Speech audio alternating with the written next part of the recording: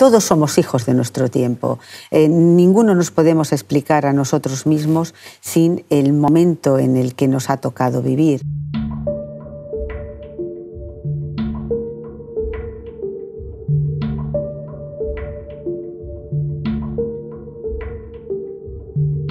Las cosas que podía hacer alguien en el siglo XVI hoy nos resultarían insólitas en el siglo XXI, ¿no? Es decir, todos somos hijos de nuestro tiempo y Thomas Spencer, el protagonista de mi libro, es un genuino producto del siglo en el que estamos viviendo. Yo siempre escribo de las cosas que a mí me preocupan como ciudadana, como persona. Historia de un canalla es un retrato de la sociedad del siglo XXI. ¿Y por qué me planteo escribir una novela así? Porque siempre intento hacer esos retratos de los momentos de la historia que a mí me preocupan, de la historia reciente. Historia de un canalla es un libro que tiene tres bases. La primera, un viaje a lo más recóndito del ser humano. La segunda, una reflexión sobre la sociedad de la comunicación. Y la tercera, una reflexión sobre el poder. A mí el juicio que me importa siempre es el de los lectores. Evidentemente yo estoy atenta a lo que diga la crítica literaria y soy respetuosa con sus opiniones, pero el juicio definitivo es el de los lectores. Son los lectores los que deciden el éxito o el fracaso de un libro. Y eso es así, porque funciona siempre el boca a boca. No sé si en Portugal también se dice así, pero el boca a boca. Si a los lectores les gusta el libro, ese libro lo van a recomendar y a su vez otros lo van a recomendar y otros lo van a poder recomendar independientemente de lo que digan los críticos. Yo creo que no se venden más libros o se dejan de vender libros por la crítica. La crítica te da una orientación, pero al final la última palabra la tienen los lectores. De manera que a mí siempre me preocupa el juicio de los lectores. ¿Cómo es mi proceso creativo? Yo siempre digo que las ideas salen a mi encuentro y las ideas siempre tienen que ver con lo que a mí me preocupa. Y a partir de que hay una idea que empieza a cuajar dentro del cerebro, yo empiezo a pensar, a darle forma, qué historia quiero contar, cómo la quiero contar. Y me paso meses pensando en la novela antes de sentarme a escribir la novela. Cuando ya me siento delante del ordenador es cuando la novela ya la tengo escrita en la cabeza, cuando ya sé cómo empieza y cómo termina, es cuando me siento. Escribo con la absoluta libertad de escribir la historia que yo quiero escribir. Nunca pienso en les gustará o no les gustará a los lectores.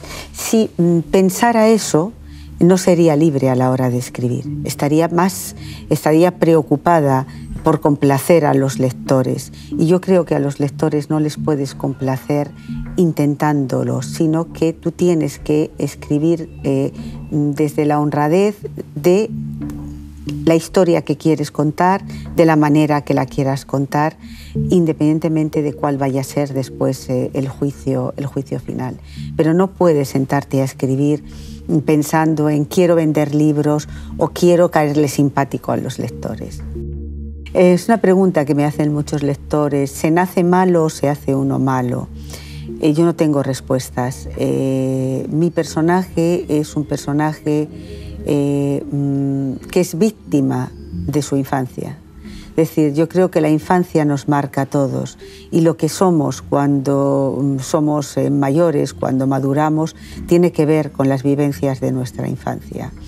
El personaje de mi novela es alguien que no se siente bien dentro de su piel, que tiene un conflicto con su madre, que hay algo en él que no termina de entender y que le hace ser profundamente desgraciado y tener una mala relación con los demás, luego una mala relación consigo mismo. Es un personaje complejo, no es un personaje que es malo porque es malo, sino es un personaje lleno de porqués.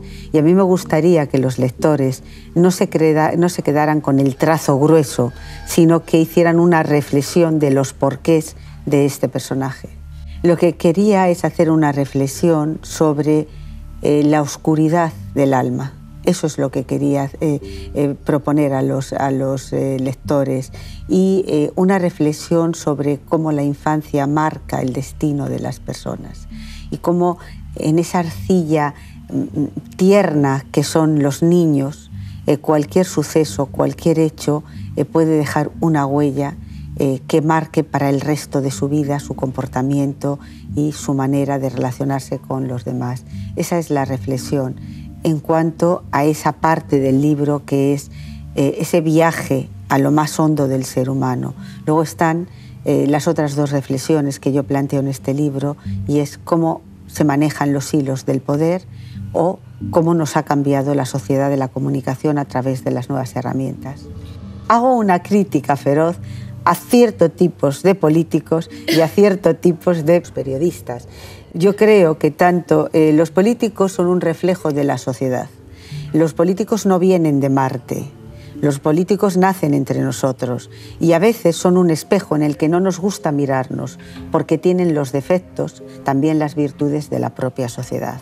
A veces señalamos en ellos los defectos que, en definitiva, a lo mejor son los defectos que también tenemos los demás. Entonces, critico el comportamiento de algunos políticos y critico el comportamiento de algunos periodistas que se olvidan que tienen un compromiso con la verdad y con los lectores, y que un periodista no puede estar nunca al servicio de ninguna idea política, excepto la de la verdad, la libertad, la democracia y el compromiso con los lectores. Sin la experiencia que yo tengo con el ejercicio de casi 4 décadas de periodismo, no habría podido escribir este libro.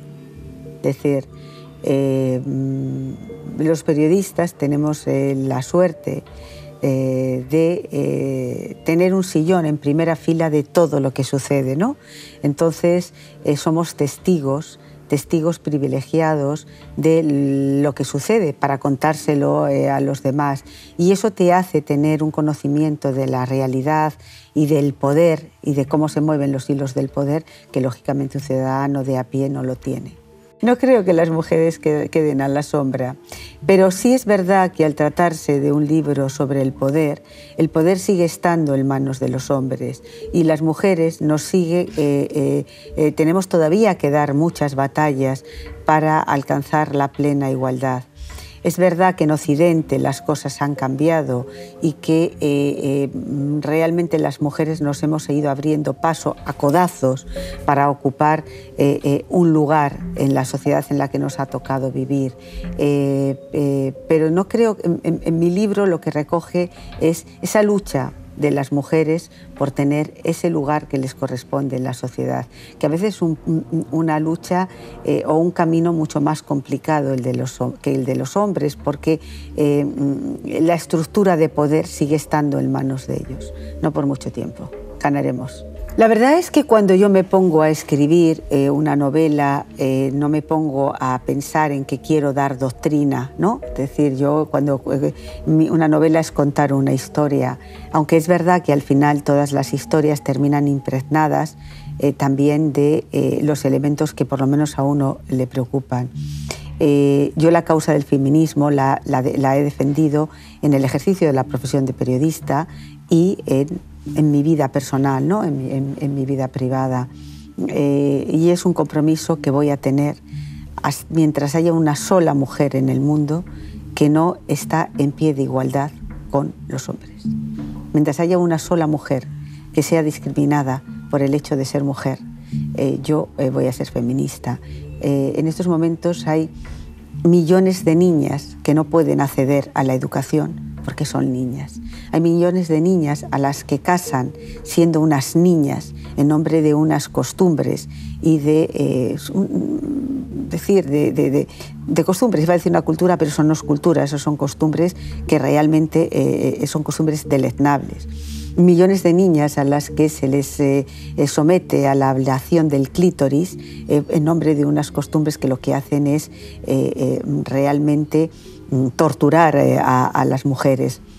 Millones de mujeres que en países como en Arabia Saudita no pueden conducir porque eso lo consideran prácticamente como si fuera un pecado mortal. Mujeres que tienen que estar escondidas detrás de un burka, detrás de una tela, porque las han convencido que su dignidad como personas tiene que ver con la cantidad de metros de tela con la que se envuelven. Es decir, hay muchas batallas que dar por la igualdad, también en nuestra sociedad. Hay que dar la batalla porque las mujeres ya hemos accedido a todas las profesiones, pero en la sala de mando siguen estando los hombres, lo cual es absolutamente insólito, porque no son ni más listos ni están mejor preparados que nosotras. La batalla del feminismo la tenemos que dar con ellos, la tenemos que dar junto con todos aquellos hombres que creen en la igualdad, y en la igualdad de oportunidades y en la igualdad de derechos. Y afortunadamente hay muchos hombres que apoyan la causa de las mujeres. Ya estoy trabajando en mi próximo libro. Escribir es un trabajo que exige disciplina y yo escribo todos los días. Entre el libro, cuando yo termino de escribir un libro, estoy 3 o 4 meses pensando en el siguiente. Y cuando ya tengo la historia, cuando ya sé lo que voy a contar, es cuando me siento a escribir. Pero yo en estos momentos, a pesar que estoy con la promoción de Historia de un canalla, ya estoy escribiendo mi siguiente libro. ¿Por qué no cuento nunca de lo que estoy escribiendo? Porque no quiero influencias exteriores. Porque no quiero que nadie me dé su opinión y que eso influya en mí. Prefiero escribir con absoluta libertad. Y el proceso creativo para mí es un proceso absolutamente solitario, que no comparto con nadie. Mi método es escribir todos los días. Si estoy en Madrid, trabajo una media de 6 o 8 horas. Si estoy viajando, me llevo una tablet con un pendrive y cuando llego por las noches al hotel me pongo a trabajar. Entonces, depende de lo cansada que esté, hay días que trabajo 1 hora, hay días que trabajo 2 horas, depende.